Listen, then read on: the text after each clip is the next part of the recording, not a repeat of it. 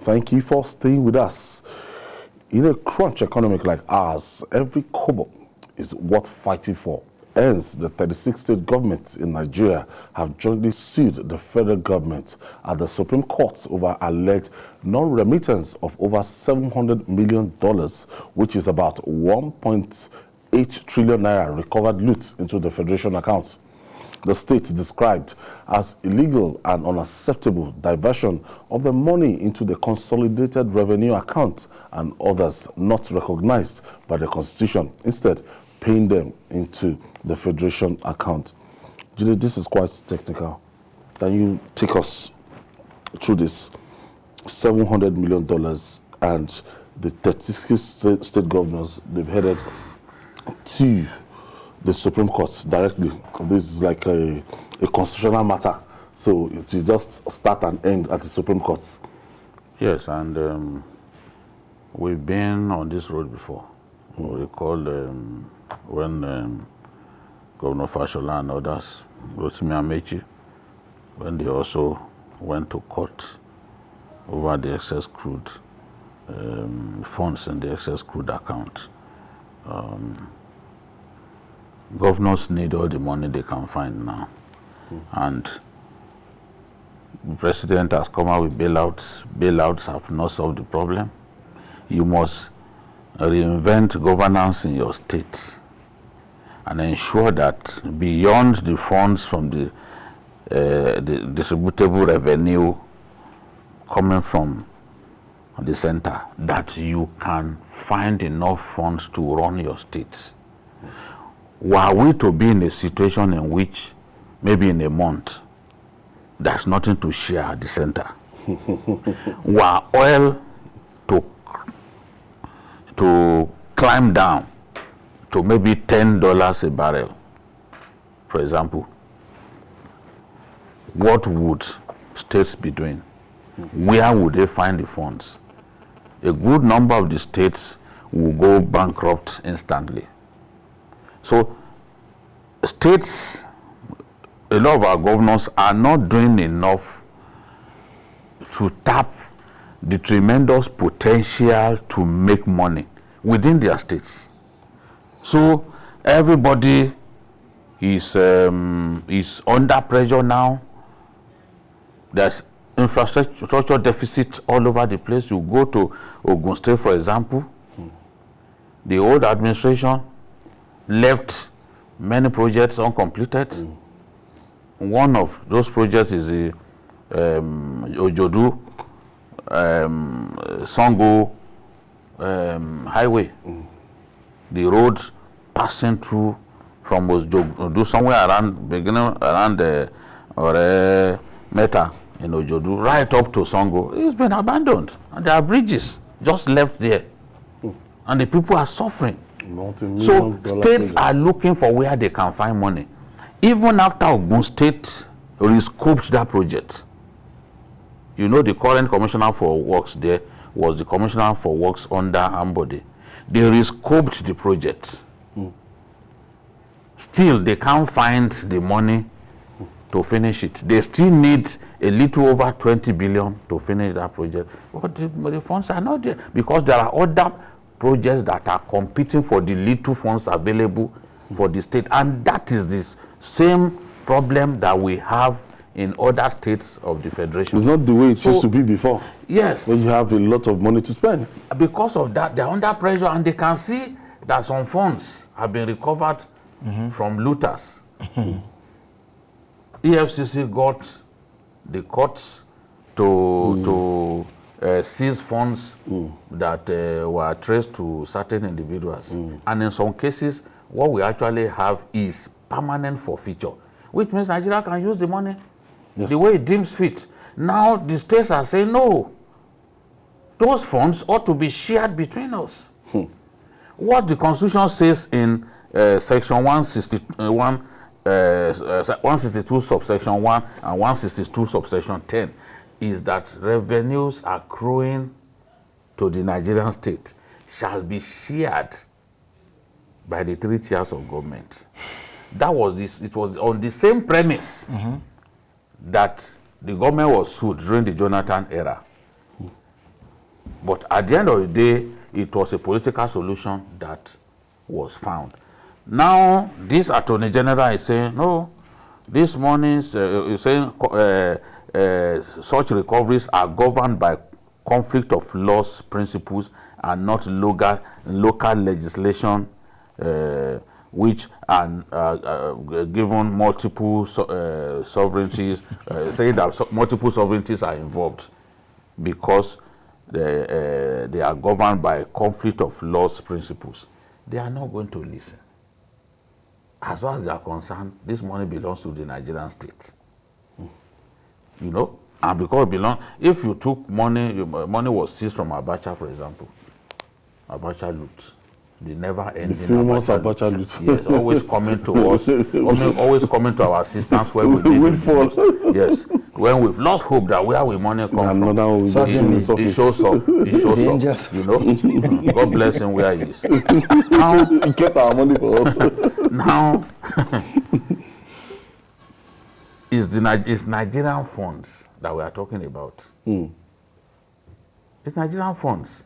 So if you can't then say that, oh, it's for the federal government alone. Of course, you are going to be resisted. The Attorney General should know that it's going to be resisted. Ideally, according to lawyers, because I always like to talk to lawyers before coming on this show. I'm a knowledge hunter. When people say, oh, Jide he talks like he knows everything. I ask lawyers, I ask judges to help me. A time will come when people will know some of the lawyers and judges that I talk to. When that time comes in my book, I'll list them. They are saying that when the AGF was confronted with this situation, it should have gone to the National Assembly and caused an appropriation bill to happen. The National Assembly will have given the go-ahead for this money to be spent on whatever the federal government comes up with. In any case, what the federal government needs to do is, okay, let us have some projects in different parts of the country. That means that money is still being used for the Nigerian people. Exactly. It's still being used by the Nigerian state. Exactly. If, for example, you have, there are roads, look at the Auchi road, for example, that people are talking about. You could say, okay, go and do this road with it. Go to the governor southeast. cannot fight that. Yeah? The governor cannot fight that. No, because you probably have helped it to solve a problem. You know?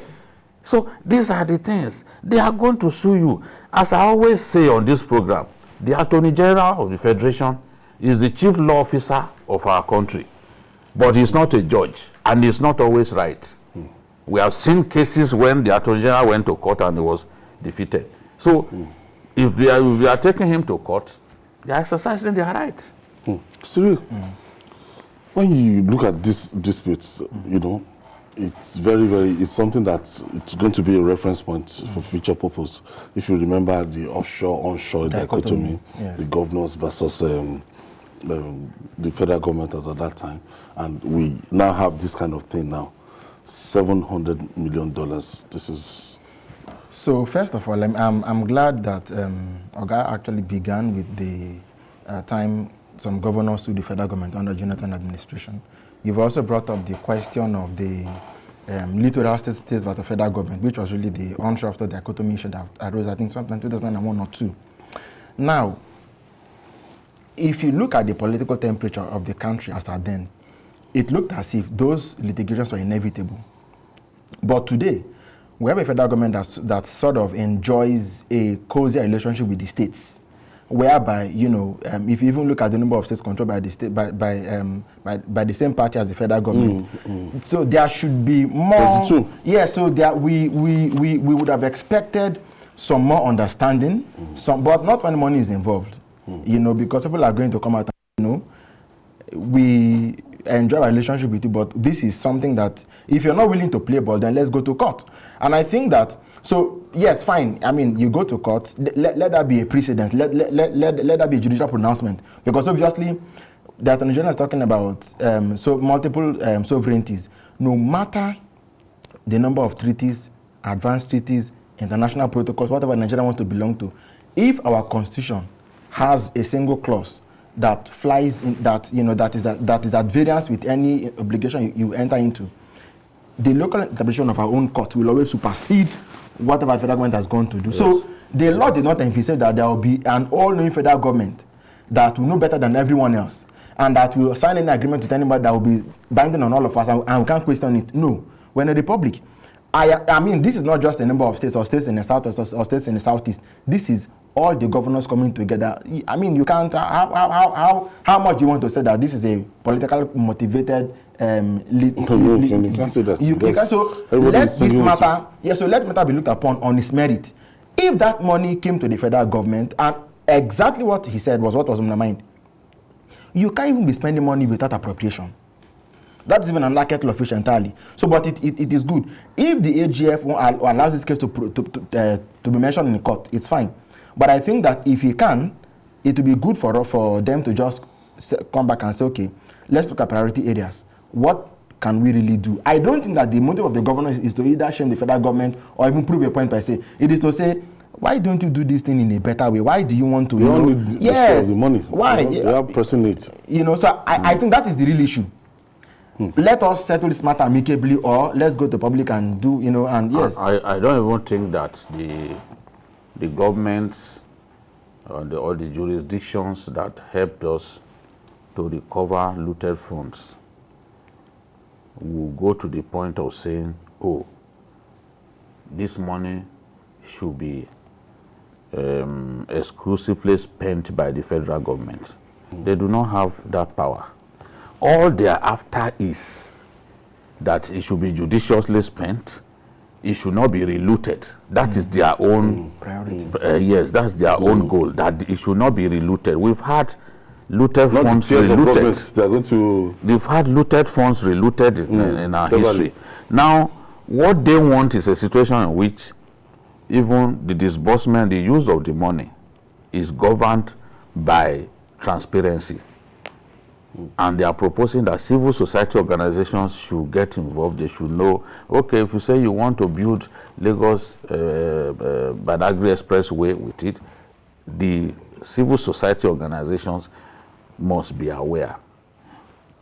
Let the books be perused by them. Let them be able to see what you are doing, so that everyone can be convinced that this whole thing is governed by transparency. There is not any attempt to steal the looted funds and all that. That's what they are concerned about. Once we can put all those governance models in place, they are happy. That's what they want. They have not said no. States, it should not go to the hands of states. It should not. No one has said that. And it's possible for us to say, okay, gentlemen, having recovered these funds, in order to please our friends who have assisted us to lay our hands on these funds, these are things that we need. These are measures that we put in place to ensure that those monies are not looted. And then at federal level, we have those governance structures in place. At state level, we have those governance structures in place to monitor the projects that we are going to execute with them. And they are saying those projects must be projects that have bearing on the ordinary Nigerian, projects that will be beneficial to the ordinary Nigerian. And of course, infrastructure projects will be beneficial to you and I. So these are the things that should. I have Ismail calling us from Bida in Niger State. Thank you for staying with us. Thank you very much, Mr. My namesake, Mr. Yodele. All right. I just want to comment on the program. What those governors are actually agitating for is totally, though they are right in one case, but in most of the cases, they are very, very wrong. Because they are going to embezzle the money at the long run. So the federal government to find a modality, if at all they are going to lose the case at the court of law, let's find a modality in which to talk to them, to bring the rationality in order to utilize this fund judiciously. Because if it's not properly managed, I'm telling you categorically, it's going to go back to where it comes from. That is, go back to their pocket, and that is the main reason they actually looking and seeking for this money. Thank you. Thank you, Ismail. He assumes that fair enough. He even assumes that it's only at state level that funds are looted. Yes, that people don't steal money. When we are talking about Abacha loot, these are funds that were looted at federal level, not at state level. So to assume that they can't steal money at federal level just shows that we are it's only at the federal level they are fighting corruption. I don't want to say what's on, because I mean it looks like the thing is not democratized. Abacha had a monopoly of looting. Now, so now it is democracy. So when a democracy, it means people can. So please. To local government level, money can be looted at any level. Any level, local government level is even worse. Local government level, those who just pay salary, when they pay salaries, the rest take up with the thing. Thank you for your contribution, Ismail. And if we, at the end of the day, this will teach us a lesson, and we know subsequently when monies like this and everything comes. Ayo, let's not forget that when this issue, because everybody is looking for money now, inflation has even eroded our salaries. Honestly, the bread that I was buying, sliced bread that I was buying for 250 naira the other day. Last night I wanted to buy it was 650, and somebody told me today that one that I bought for 650 is actually 700 in his place. Maybe he's living in the hinterland. So this is the thing. Everyone wants money. The states wants money. Remember the case over VAT, for which a judgment. River State initiated that case. We don't know how that one will end up, because the debate over who should actually collect VAT has been on for donkey years. Yes. Yes. So it looks likely now that in the final analysis, that controversy will be laid to rest by the courts. It's now the federal government or the state government will be allowed to collect their because it's the imbalance. Because their consumption tax. Yes. Naturally, consumption tax will be handled by the states. Exactly. Because when you talk about beer now, you talk about Lagos and Abuja, the highest consumer of beer, and these other states that does not allow people to sell beer, he's not able to do that on beer. Yeah.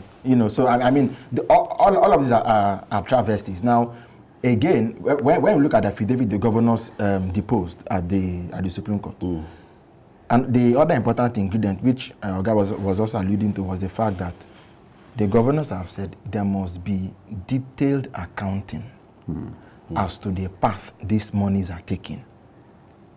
In the first place, these monies came, instead of being channeled to the Federation account, they found their way to the consolidated revenue account. Which is not known to the Constitution. Exactly.